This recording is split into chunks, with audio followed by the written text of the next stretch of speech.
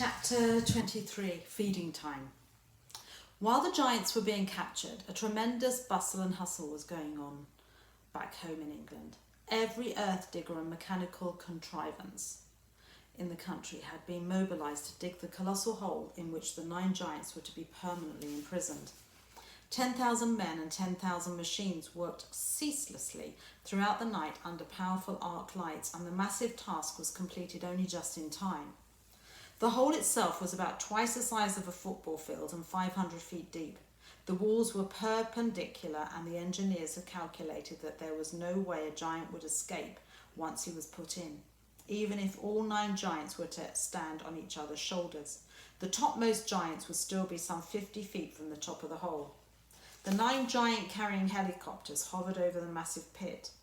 The giants, one by one, were lowered into the floor, but they were still trussed up, and now came the tricky business of releasing them from their bonds. Nobody wanted to go down and do this, because the moment a giant was freed, he would be sure to turn on the wretched person who had freed him and gobble him up. And as usual, the BFG had the answer. "I has told you before," he said, "giants is never eating giants. So I is going down, and I shall untie them myself before you can say Rack Robinson." And with thousands of fascinated spectators, including the Queen, peering down into the pit, the BFG was lowered on a rope. One by one, he released the giants. They stood up, stretched their stiffened bodies, and started leaping about in fury. "Why is they putting us down here in this grub sludging hole?" they shouted at the BFG. "Because you is guzzling human beings," the BFG answered.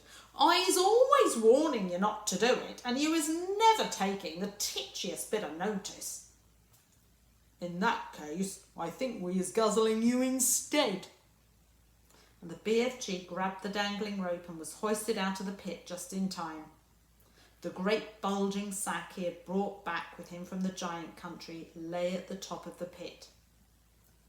"What's in there?" the Queen asked him. The BFG put an arm into the sack and pulled out a gigantic black and white striped object the size of a man. "Snozcumbers," he cried. "This is a repulsant snozcumber, Magister, and that is all we is going to give these disgusting giants from now on." "May I taste it?" the Queen asked. "Oh, don't, Magister, don't. It is tasting trug filth and pig squiggle." And with that he tossed the snozcumber down to the giants below. And there is a giant being lowered into the hole, into the big pit, in the helicopter, by the helicopter. "There's your supper," he shouted. And there he is with the snozcumber, about to throw it into the hole. "Have a munch on that." And he fished out more snozcumbers from the sack and threw them down. The giants below howled and cursed, and the BFG laughed. "It serves them right, left and centre," he said. "What will we feed them on when the snozcumbers are all used up?" the Queen asked him. "They is never being used up, Magister. I is also bringing in this sack a whole bungle of snozcumber plants, which I is giving, with your permission, to the royal gardener to put in his soil. And then we is having an everlasting supply of this repulsant food to feed these thirst-bloody giants on." "Oh, what a clever fellow you are," the Queen said. "You're not very well educated, but you really are nobody's fool. I can see that for sure."